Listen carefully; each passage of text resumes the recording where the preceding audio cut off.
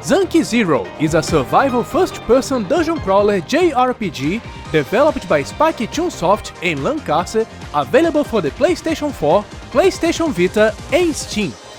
This game was released last July in Japan, and it will also be released in the West next year, just not on the PlayStation Vita. This is a post-apocalyptic story about the last 8 humans. All that is left on Earth are the remains of human civilization and mutant creatures. As if this wasn't bad enough, the last survivors are in fact clones, and because of a genetic limitation, they can only survive for 13 days.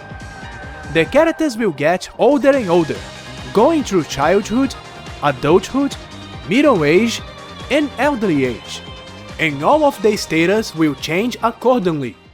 But fortunately, thanks to the mysterious exchange machine, they can create perfect clones of themselves with all of their memories and abilities intact. However, those clones can only live for 13 days too, and they also need to pay for each clone by using special points, which you earn by exploring dungeons. When I play dungeon crawlers, it's usually very boring to spend so many hours exploring a dungeon with no clear purpose. It doesn't take too long to get very repetitive. But Zanki Zero is also a survival game, and as such, your characters will get hungry, and eventually they will need to go to the toilet.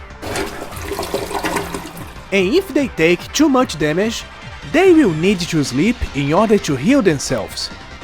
If you just ignore those necessities, they will get much slower and weaker, and can even die. And that's also the reason why you need to explore dungeons in this game, not only to defeat the boss and advance the plot, but also to gather valuable resources, which will be used to make food, weapons, and to build facilities like a kitchen, a toilet, a dormitory, and so on. This is a nice change of pace from the regular dungeon crawler formula. This gives you many different things to do aside from dungeon crawling, but those are things that complement the dungeon crawling aspect, which also opens possibilities for many different strategies.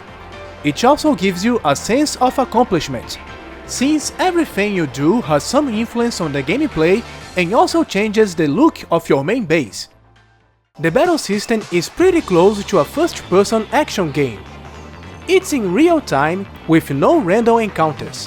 You can avoid enemy attacks by simply moving away from them, and you can also aim at their weak points, which will make them weaker and will also give you a special item drop. Since this battle system allows you to defeat any enemy just by getting good, this means that this game doesn't require grinding at all. The only problem I found is when you get backed into a corner. It's almost impossible to escape when this happens. And sometimes, when you enter a room, an enemy will spawn right in front of you, which is very unfair. But even so, you can always change the difficulty level by using the exchange machine. You will just get less items and XP for that. The story and characters are just awesome. In each chapter, you will see the story from the perspective of a different character, and it gets very clear that those characters are not just likable and funny. They all have their ups and downs in life, which makes them much more relatable. The graphics also help to convey those feelings. Just take a look at those 3D models. Every pose and facial expression have so much emotion to it.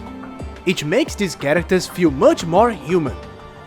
The rest of the presentation keeps a consistent high quality, be it 8-bit sprites, CGs, or 2D animations. It's always on point. Unfortunately, this game has only a few voice clips, which are reused in many different events throughout the game.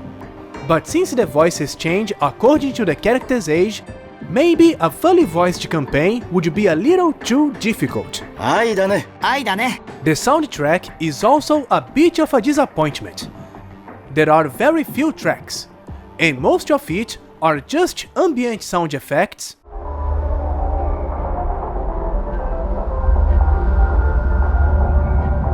or repetitive and boring compositions.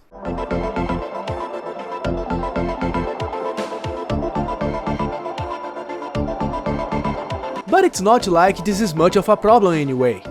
At least, the music is not bad. And that's the gist of it. In conclusion, Zanki Zero is one of the best games I've played this year.